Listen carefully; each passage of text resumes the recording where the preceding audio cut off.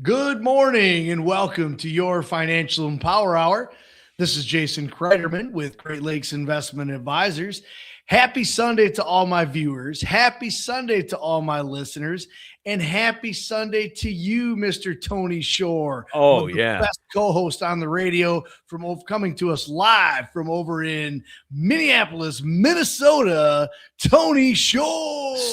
Stillwater. We're east of Minneapolis today in my home studio. Thanks for that clarification, because I always say, and I try to say just outside of Minneapolis, but still. Oh, I'm not in Minneapolis. No way. We're on the east side, east of St. Paul, actually. I'm right on the Wisconsin-Minnesota border. Okay. So for all my listeners and viewers, if anybody knows where Stillwater is, it's the other side of the tracks, Tony said. He said he's the east side of the tracks. It's Stillwater. If anybody knows where Stillwater is, if I have any listeners or viewers that are, number one, from Stillwater. That would be something. Been to or through Stillwater, or if you know anybody in Stillwater, give me a call, please. Call my office. Let us know. That'd be so cool to be able to tell Tony Shore, hey, we got some listeners and viewers over here in mid-Michigan area that have been through, or actually from Stillwater, Minnesota. So Tony, it's actually a pretty big it's a big tourist destination because it's the oldest established town in Minnesota. It's an old logging community. Okay. On the St. Croix River, which is a big river. It's a tributary to the Mississippi. Okay. And they have Lumberjack Days, but they have one of the oldest downtowns that's completely, all the old buildings. And there's tons of antique shops, amazing restaurants, shops. They do it up right for holidays. It's amazing. And a lot of old Victorian homes, like built in from the 1800s, that are bed and breakfasts now. Very cool. Actress Jessica Lange lived here. Actor Sam Shepard, one of the top romance novelists, lives in the area in Marine on St. Croix, just north of Stillwater. So a romance novel. Oh, I know his name. It's Tony Shore. You were going to say Brad Zinder or Rob Romsberg. We know a couple of guys that could be. Yeah, I don't know. No, it's not me. No. Well, hey, here we are as my listeners and viewers are tuning in on Sunday morning. Yep. We record, just as a reminder, we record this show the Monday prior. So it's actually April 13th as we're recording. So that means it's going to be about April 19th, Sunday the 19th, as my listeners and viewers are taking us in, Tony. So let's catch them up to speed on a little bit about what's going on in our personal lives. It's, the weather's getting a little bit better over here in Michigan. I think it's probably doing the same thing for you over there in Stillwater. It's 70 or 80 one day and 40 the next. Typical spring in Michigan. We're very, very busy with travel baseballs kicking up underway. For Carson, our daughter Josie is a sophomore at Meridian. It's prom season. Oh boy. It's track season. It is jazz band season. And then of course our oldest daughter Lexi's off at Michigan State. She's only got a few more weeks of school, and it's national season for them. She's on the all-girl cheer stunt team, and 40 girls on the team. Yep. It's cheer and stunt, and it's amazing, Tony. If you've never now, it's not just sideline cheer for football. Yes, she did that in high school, but this is taking cheer to the next level. It's a competitive cheer where they actually do routines, and she's a flyer, so they throw her 10, 15, 20 feet up in the air. She does flips and twists and bends and spins, and she gets on pyramids where she's the third or fourth girl up. She flies up and lands on girls' shoulders over their head. It's crazy. It's any of my viewers or listeners out there, if you have kids or grandkids or anybody you know of that's been involved in competitive cheer, and especially at the college level, it is absolutely amazing, Tony. I'll have to send you a video. So this past weekend, my wife Amy and I, we just came back from Daytona Beach, Florida. The MSU all-girl cheer stunt team. What they do is they take 20 other girls that make the cheer national team, and they fly them down to Daytona Beach, Florida. Fly them down to Daytona Beach, Florida. Wow. And so we were down there following the team, supporting Lexi. They competed on Friday. They were supposed to compete Thursday, but there was really, really bad weather. There was 30 to 50 mile an hour gusts coming out of the east, right through the Atlantic, down the East Coast, coming right into Daytona Beach. It was crazy. I mean, it was really, really windy and rainy. And so they canceled everything for Thursday that was outside, because they have an outside, what they call the band shelter on Daytona Beach, that's right behind the Hilton Hotel. And so they cancel all those competitions that were going to be out there on Thursday, and then move them inside either Thursday or jockey everything around Friday and Saturday. So it postponed a lot of the teams from competing. There was over 700 teams, Tony, that were down there. I think there was 702 or 705 teams between co-ed, all girl, cheer, pom, stunt, dance teams. It was absolutely crazy. It was really, really cool though to see that many college athletes. And Tony, I think they were telling us, we heard one of the announcers during the awards show saying that is the largest collegiate cheer competition in the, I think, world. It might have been United. Wow. I'm pretty sure it's the world, but over 702 teams there from 49 states. Teams from 49 states were there. Yep. It was amazing. So anyhow, Amy and I followed Lexi all weekend. Lexi did really, really good. Most of the team did phenomenal. They didn't finish in the spots they wanted to, just didn't hit a couple of the stunts. And then we think there might have been some of the judging that just didn't quite go our way, but they finished 16 out of 27 teams in their division. And that's large school, all girl cheer stunt. So still to finish 16 out of 27, I think is still really good. And it was very impressive. So that keeps Amy and I, kind of keeps us on our toes this time of year. By the time my listeners and viewers are listening to this on Sunday, the 19th, Amy and I will be out in Oklahoma City. That's where they have nationals next weekend. As we're recording this, next weekend we'll be out in Oklahoma City for nationals for the stunt side. So this past weekend in Florida was cheer nationals. This will be stunt nationals out in Oklahoma City. So, wow, it's crazy when you think, Tony, about, with our kids, like Lexi, when she was in junior high and high school and doing all her sports, and then Carson and Josie, we travel within a half hour to an hour or so around Michigan. We chase the kids, right, for track meets and football games and band concerts and you name it. Baseball. Well, now we have Lexi at Michigan State. We're not worried about gallons of gas. We're worried about airline tickets, and we're literally flying halfway around the country, around the country to watch Michigan State and watch Lexi. And takes it to a whole new level. But she's so happy, and we're so proud of her. And that we've been doing very well. So kids are keeping us busy this time of year, Tony, with all the spring sports kicking off. What's been going on with you and your family over there in Stillwater? So she's a Spartan.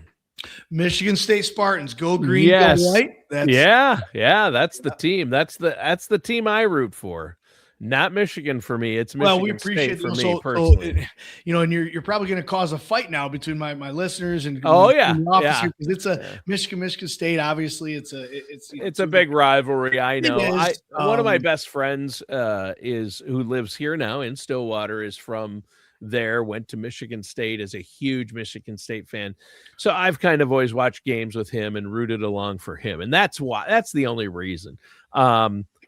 Michigan did pretty well in basketball though this year. Well, they did really well. They did really well in football. They did really well in basketball. Yeah, they got some good teams. Yeah, they're fielding some great teams over there too. Yeah. I grew up in Minnesota, so I really didn't have a college team to root for. No, you wouldn't. We're terrible in all the college sports. Typically, some women's sports were amazing. We're pretty good in hockey. Women's college athletics in Minnesota are. Yeah, we're fairly dominant, and women's professional basketball, the Lynx are great. We've won that championship. But as far as college sports, I grew up being a Nebraska Cornhuskers fan because they were really good when I was growing up, because I'm old. So that's during their good period when I was in high school. They were better than Minnesota. So they were better than most teams at that point. I mean, it was usually Oklahoma and Nebraska were like the dominant teams, but Those times have changed too, but I always grew up rooting for other teams. So I also like Michigan State and the Cornhuskers. We had is the Gophers. So we didn't really have college men's team. That's what I say. Although the barn where they play, that Mariucci Arena, that has history, and that's fun to see a game in. It is a barn, and it's small, and it's been there forever. And that's a classic place. There have been some classic games there. The arena's more famous than the team. That's what's crazy. That we always laugh about that here. You go to see the barn. You go to see the barn rather than the team play. The team just happens to be playing. I came here to see the barn. And when we say it's not like fancy or nice at all. It's just one of those arenas that have kind of become famous. Like some teams hate to play there, some teams love to play there, but it's kind of got a personality all on its own. And they call it the 12th member or whatever they call it, of the team is the arena itself. So because they get used to playing there, other teams aren't. And it has some unique characteristics. Well, that home court advantage or home field advantage or home rink, no matter where you are, but somewhere like that's got history and nostalgia. It's just there's something about it. Yeah, it truly does add a heck of an advantage to those teams. That's for sure. Yeah, I mean, we still have terrible years, but at home we've had upsets against number one teams. You know what I mean? We beat Michigan there. There's been times, but. You're right. We do need to get into, we're talking about a big topic. Is Social Security going to be enough? How are you going to fill the gap and building that income retirement plan? I want to ask you about that. First, we're going to take a quick break and give away 10 copies of your book. And then we're going to jump right into the hard facts for our listeners out there, give them some hot tips and great strategies. The book is Empower Your Retirement. Hope for the best, but plan for the worst. There it is. Empower Your Retirement, written by Jason and Carl Cryderman. Great book. Amazing book. It's going to be helpful, and it's yours. There is absolutely no cost. There's no postage. We're going to cover it all and send it to you. Jason and his team will get it to you. The first 10 people to request a copy by contacting the office there at Great Lakes Investments, 989-835-7203. You do have to mention, I heard about it on the show. I want a copy of the book. 989-835-7203. And you can also set up a consultation and get a copy of the book that way if you go to GreatLakesInvestmentAdvisors.com. That's GreatLakesInvestmentAdvisors.com. And we're going to be right back with more of your Financial Empower Hour. All right, I'm your co-host, Tony Shore. You are listening to your Financial Empower Hour with our host. The man with the plan today is Jason Cryderman. Jason, we've got a great topic for the folks today, don't we? Well, we got a very interesting topic. You're darn right, Tony. It's a great topic. It's an interesting topic. It's a topic that a lot of retirees have a lot of questions and concerns about, even pre-retirees, because there's a lot of, uncertainties around, okay, what is Social Security? And that's really, let the cat out of the bag there. We're going to talk today on the show about Social Security. A lot of people ask, can I really retire on Social Security alone? And the reality is probably not. The average monthly Social Security benefit can range anywhere from $1,800, $2,000, maybe a little more, a little less. So it's pretty tough to live on $2,000 a month for retirement, depending on what your lifestyle is going to be like. But if you have any type of bills at all and just the cost of things nowadays, right? So to live on Social Security alone is not realistic for most people. And Tony, Social Security wasn't meant to be your number one primary or only source of income in retirement. It just wasn't meant to be. No. So, people have to really, if you're before retirement, you got to have a good understanding of what is Social Security, what are my choices and options of when I can turn Social Security on, How much might I get if I turn it on early because it's a reduced amount? How much if I wait each week, each month, each year? What does that mean not only in my monthly paycheck, but over the next maybe 20, 30 years of retirement? What might that mean to my spouse if I live longer or die earlier? What does that mean from a tax standpoint? How much of my Social Security will be taxed under current law? What does Social Security income have to do with maybe Medicaid premiums? Yep. Required minimum distributions from my IRAs. There's just a whole bunch of just aspects around Social Security, Tony, that a lot of people they're just not aware of. They don't know what the heck it is. They don't understand it. And this is one of the things that myself and my team that we provide on a daily basis as we put on educational classes, as we host phone calls with all of our families and clients, and as we sit down with our families for their quarterly reviews, their semi-annual reviews, their annual reviews. We're always educating them on here's what this topic is about. Today happens to be Social Security. Here's not only what it's about, here's what it means to you. Here's what it means to your income. Here's what it means to your taxes, not just in generalities of, well, yeah, some people this, some people that. Obviously on the show today, and on any of my shows, we don't give any direct advice to anybody, but we want to educate. And then it's really designed for any of my viewers and listeners. If you do have questions, any questions or concerns at all about what you hear on the show today, or any other show that you've listened to or watched, or any topic at all, you say, gee, I listened to this guy a few times, this Tony and this Jason guy, and I never heard him talk about ABC or XYZ.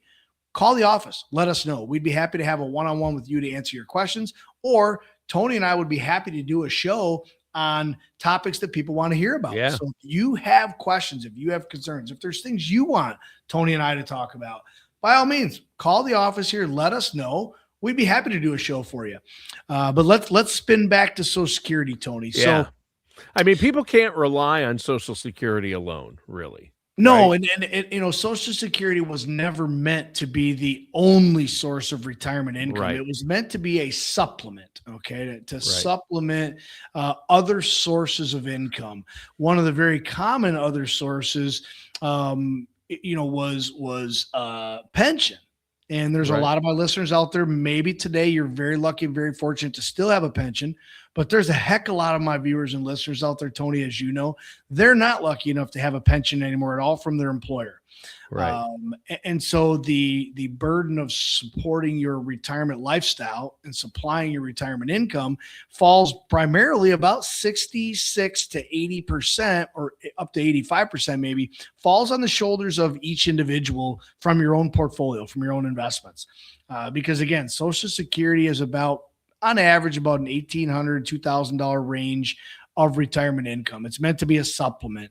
And so a lot of people say, well, how do they determine, how much my Social Security is? Well, there's some factors that impact your benefit. They look at your earnings history, and this is the government that writes the rules, and how much you earn and how much is credited towards Social Security. And then when you get Social Security, and the age you claim. Those are really the big two factors, Tony, in determining Social Security. How much will my Social Security be, right? It's what's your earnings history, and what's your claiming age, because you can claim as early as 62 under current law. You can wait till full retirement age, or you can even delay it all the way to age 70. Social Security does continue to grow every single year from 62 all the way up to 70. The longer you wait, the more it grows. But it does not grow anymore after age 70. So if there's anybody out there that was thinking they were going to wait till 72 or 73 or 75, it does not do you any good to wait any longer than age 70 to take your Social Security, because it stops growing. It doesn't grow anymore. So at that point, if you haven't taken Social Security by age 70, by all means, that's going to be your trigger date. Go ahead and turn it on at that point. Yeah.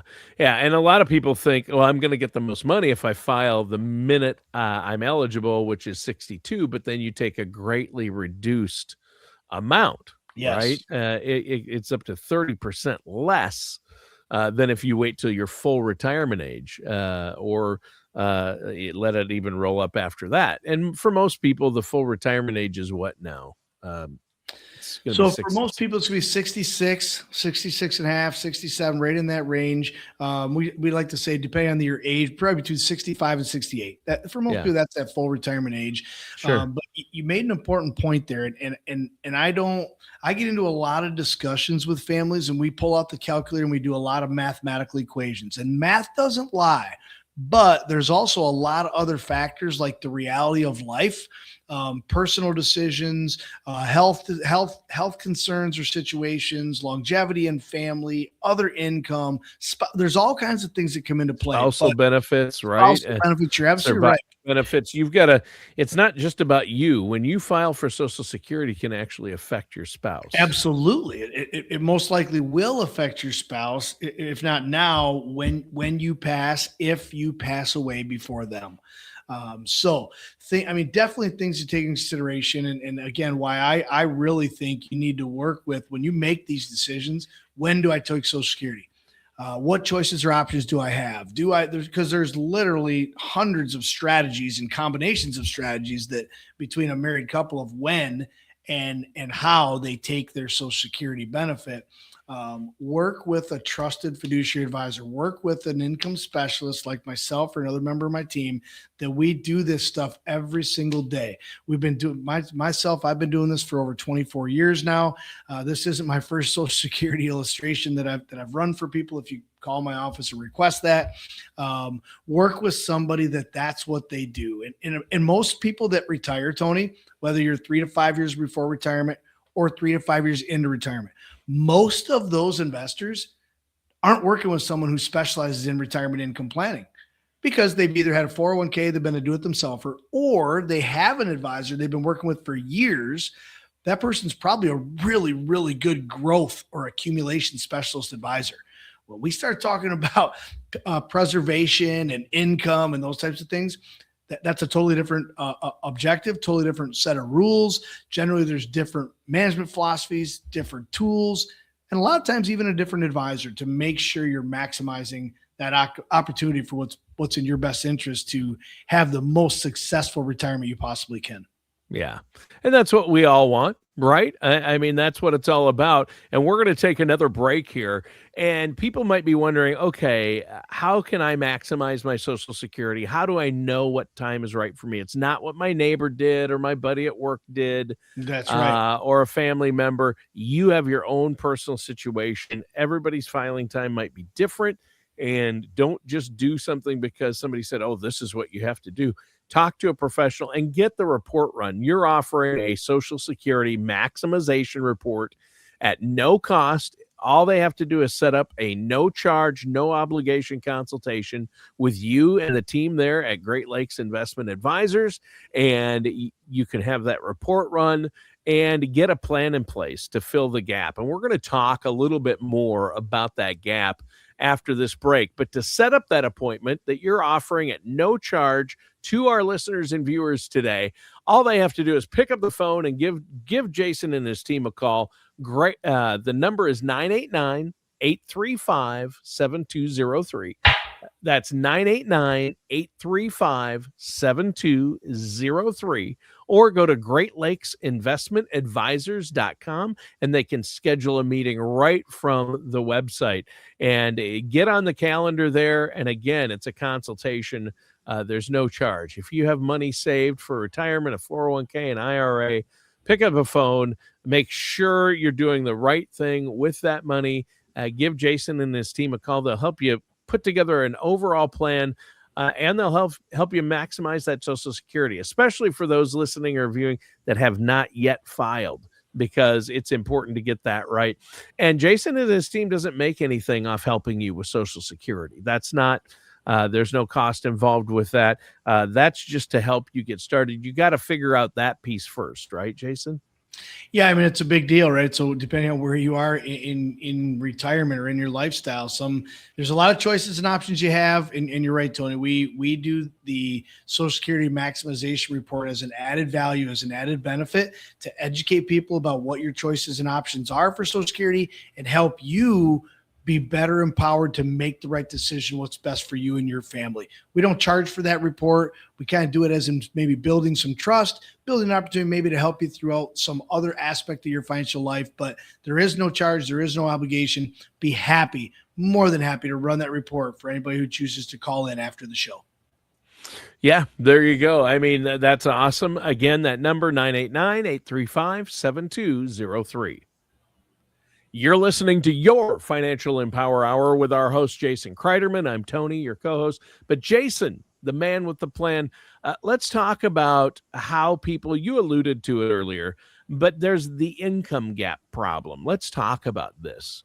What's the income gap, first of all? Well, I think it's important to understand what sources of income you are going to have or do have in retirement, whether that be a pension, whether that be from your own personal savings or investments, that be from rental income, farm income, Social Security income, whatever that might be. But the income gap in retirement is very common. Most people have some form of income gap because you had expenses and a lifestyle when you were working, but you've had a good or steady income when you're working. Well, when you retire, generally that income from your employer, which is now or soon to be your previous employer, it goes away. Most people, it goes away to zero. Some people still get a pension, but that income is gone. But most people's expenses are still there. You still have a lifestyle. You still have a cell phone. You still need to eat. You still have bills. You still put gas in the car. Matter of fact, most people in retirement, I tell people, be prepared your first 5 to 10 years of retirement to spend more money than you've spent the last 5 or 10 years before you retired. And if we think about why, what do you mean I'll spend more money? Well, because now Monday through Friday, 8 to 5 is free time. It's your time. So you're going to do more of your old hobbies and habits, and you're going to pick up some new hobbies and habits, and everything costs money. So, but that income gap is the difference between those expenses to live that lifestyle, to live retirement, whatever that might look like for you, and your guaranteed income. So if you have an expense of maybe $100,000 per year, but you only have income of $50,000 per year, you have a $50,000 retirement income gap. And a big mistake is a lot of people assume their expenses will drop in retirement. Again, I challenge you. I've been doing this for 24 years, Tony. Most people will spend as much, if not more money, the first 5 to 10 years of retirement. We call it your go-go years, your slow-go years, and your no-go years. And I know you've heard this from other advisors. You've heard it from me. But that first 5 to 10 to 15 years of retirement, that's a go, go, go, go, go. That's your go-go years, right? You're retired. You're going to enjoy life. You're going to travel. You're going to volunteer. You're going to spend time with the kids, the grandkids, all those retirement dreams and bucket list, wishes that you have. And so most of that stuff, Tony, takes money. It takes money to travel. It takes money to go on vacation. It takes money to spend with the kids and grandkids. So generally people spend more money in those go-go years. And then they go into what's called your slow-go years. You slow down a little bit, maybe the next 5 years or so. And kind of been there, done that. Don't travel as much. Yeah. Maybe knees are getting a little sore, shoulders, we just don't do as much, right? So we call it the slow go years.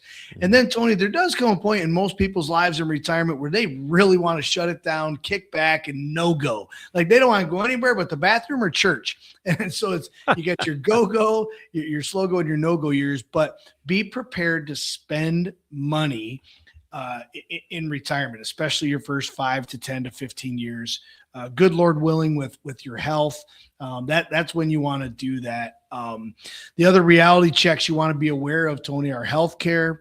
We talked about travel. We talked a little bit about lifestyle, but all those things also are going to go up. I mean, what you spend on an airline ticket or fuel or hotels this year, 3 to 5 years down the road, it's probably going to cost more. Yeah. So, think about those things. Inflation at 2, 3, 4%, things cost more and more and more. So you have to be prepared to build in for that, because what a dollar buys today isn't going to buy the same amount of goods or services in 5, 10, 15 years. So it might take $2 or $3 at that point. So again, a quick example, Tony, if you had a monthly $5,000 income need, cost you $5,000 to live. And let's live comfortably, live a decent retirement. And if Social Security is there to cover $2,000, then that means you have a $3,000 per month income gap. Well, where the heck's that income going to come from? Well, you can go get a part-time job. You can pull it from your investments. You have some rental income, some farm income, whatever that might be. But whatever income you need in retirement, you have to provide that from somewhere. Yeah. Yeah. You're going to have to fill it from somewhere. How are you going to do that? And the big question everybody has when they first talk to you, Jason, is, do I have enough? And how do I know it's going to last? I don't want to run out of money in retirement. As I always like to say, you don't want your bank account to hit zero before your blood pressure does, right? That's a good way to look at it, Tony. I've never heard that one before. Thank you for sharing. What my grandpa used to say before he passed was he said what his last check was going to bounce when they threw the first shovel of dirt down the hole. Yeah, and that's the same thing that you said, right? But what that means, everyone says, well, I'm going to spend all my money. When I die, I'm going to have nothing left. Well, the reality is most people, when they pass on, they have something left. Oh, yeah. Whether it's $1 or $1 million or more or less, most people, when they pass away, whether they plan to leave a legacy for the kids or not, or the grandkids, or some people, that is one of their goals and objectives, to make sure they leave a legacy. So, we got to talk about, though, those sources of income again, right? So you got $5,000 a month or $60,000 a year, whatever it is your income need to pay the bills and live life, right? So where's your income coming from? And most families have what I'm going to call a three-legged stool. They used to have a four-legged stool, and that added pension into the mix. But a three-legged stool, leg one is usually Social Security. Leg two is your own savings and investments. And leg three is another source of income. And pensions is still in here to some aspect, but it's kind of dwindling and going away. So it's actually almost pulled one full leg off of the retirement three-legged stool. But you can also throw rental income in there, part-time work, side income, whatever that might be. But it's important, a three-legged stool can be pretty darn sturdy. I'm actually sitting on one right now as we record this show. If I was sitting on a two-legged stool or a pogo leg, or one leg, it wouldn't be very sturdy. I'd be wobbling all over and probably have fell flat on my keister or my face by now. And so when we think about retirement income, retirement expenses, you don't want a wobbly, insecure retirement plan in retirement. You want stable. You want secure. And so you want to have at least a three-legged stool of retirement income sources in retirement. Yeah, huge. Well, I'll tell you what, we do have to take one more quick break, and I'm going to do that now so we can give away 10 more copies of your book. I hope you have enough copies to give away. We do. It's Empower Your Retirement. Jason's going to hold up a copy right now. Look at that cover. And that's a real book. That's thick. That's not super thin. You've got actual pages. Yeah, look at that. Real pages, no pictures. Yeah, no pictures. There you go. But yet it's not a tough read, and there's a lot of great information in there. Yep. Empower Your Retirement. The next 10 people to contact the office and say, I want a copy of the book, and I heard about it on your radio show or podcast or on YouTube. Just you heard about it on the show is all you have to say, and they'll mail you a book. We'll cover the postage and everything. Just call 989-835-7203. Again, that number, 989-835-7203. And we're going to be right back with more. You are listening to your Financial Empower Hour. I'm your co-host, Tony Shore. I'm here with our host, Jason Cryderman. And Jason, today we've been talking about, hey, is Social Security going to be enough? We've established that it won't. How do I fill that gap? And we're going to get into, you mentioned before the break, three-legged stool of retirement income. Go over those three legs once again. What are the three legs? I'm going to need 4 on my stool, so we might even add one in here for you because I need a little more support than that. Well, we can strengthen up the legs for you, Tony. That's true. Add legs, or we can strengthen them up for you. But that's true. So let me cover the three-legged stool, and what it is it's your main sources of retirement income. Okay, so leg one is usually Social Security. That's a guaranteed income stream. Yep. When you turn it on, 62 or all the way up to age 70 is totally up to you.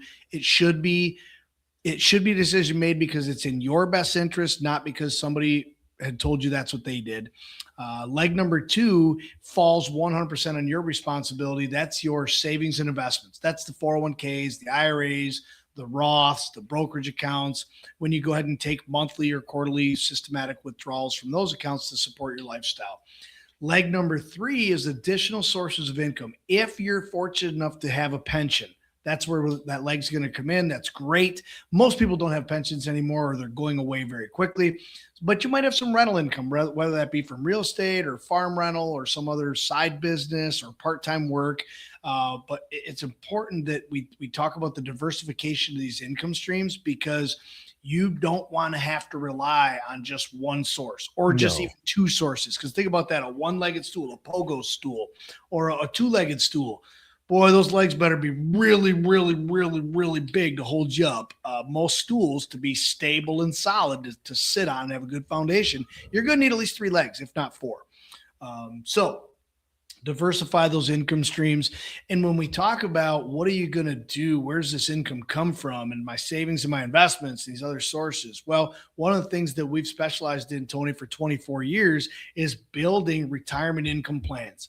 Building personalized plans for each family, each investor, based on their lifestyle, their goals, their objectives, and their income needs and their portfolio and investments. These are personalized plans. They're not cookie cutter. They're built custom for each individual. And I kind of want to run you through, before we wrap up in the show today, just kind of the steps involved in that. So if somebody already has a plan, you might identify, yes, I'm right on track. Or, oops, Jason mentioned something I think we're missing. Got to give them a call. Or you might say, I don't have an income plan. What's it going to take? So Step 1, we'd already talked about this. Calculate your expenses. Figure out, what the heck am I going to spend? What are my expenses going to be in retirement? And I will tell you, plan on spending more money in the first 5 to 10 years or so of retirement than you spent the last 5 or 10.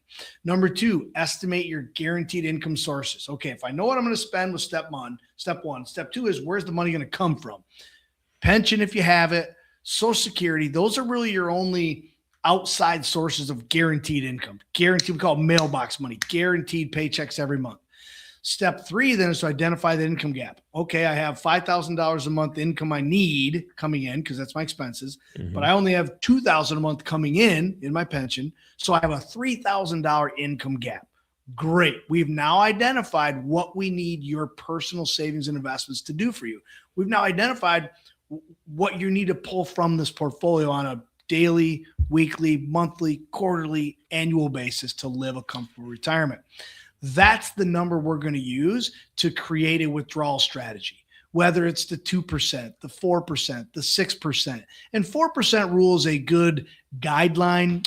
It's not gospel. It's just kind of a rule of thumb. It's a guideline that just says you should be able to pull out 4% of your portfolio per year as income and never worry about running out of money. No, it also depends on how much risk you have, how many fees you have, what type of return you're earning. There's a lot of variables that come into play. But generally, I think that 4 to 5 to 6% range is a pretty safe, comfortable number. But you got to plan for those risks. Yeah. Longevity. How long am I going to live? How long is my spouse going to live? Are we each going to live 20, 30, 40 years through retirement?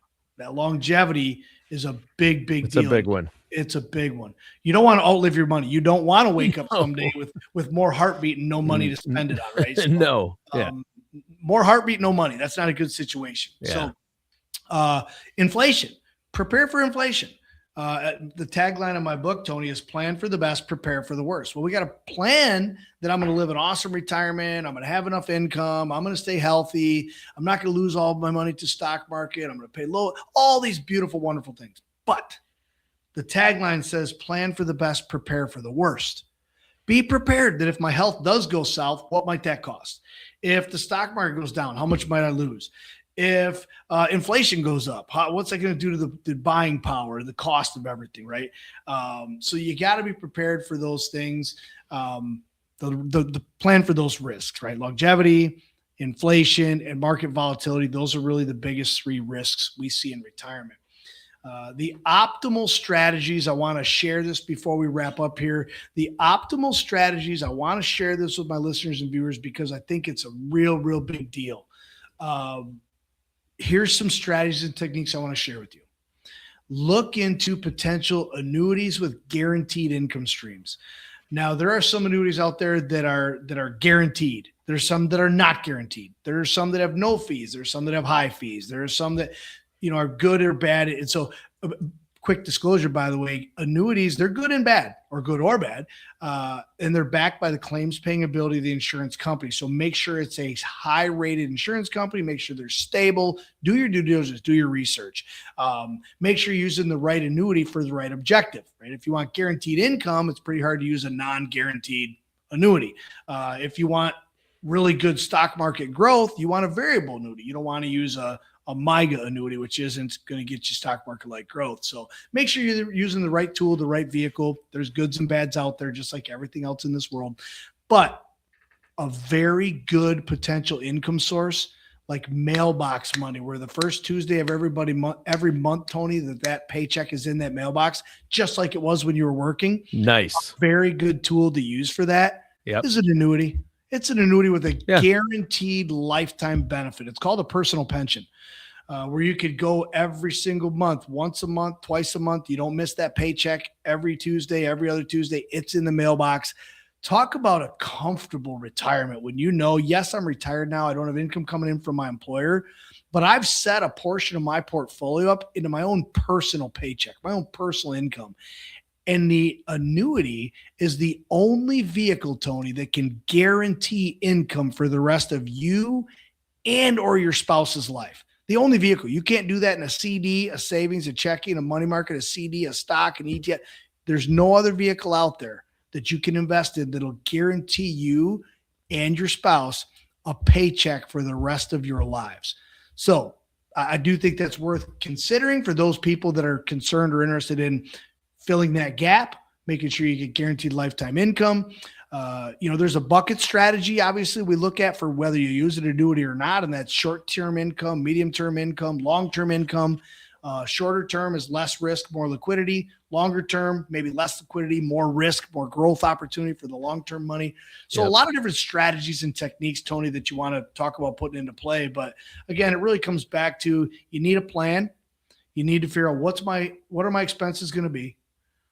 Where are my income sources coming from? What's my gap, and what tools do I have and resources do I have to fill the gap to make sure I can live a happy, comfortable, successful retirement for 10, 20, 30. Some people are retired 40 years. They're retired longer than they even work, Tony. So having a plan is a big deal. Reviewing the plan, update the plan. I think it goes a long way. And if anybody has questions or concerns about your current plan, or you don't have a plan, or you're just thinking about building a plan, or just give my office a call. We'd be more than happy to start working on this process with you, whether it be 5 years before retirement or already 5 or 10 years into retirement. Just give us a call at the office. We'd be happy to help you out.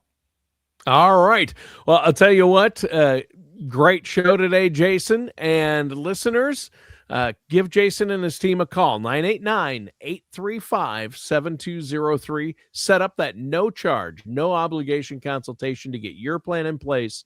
989-835-7203. Thanks, Jason, and listeners and viewers. That does it for today's episode of your Financial Empower Hour with our host, Jason Cryderman.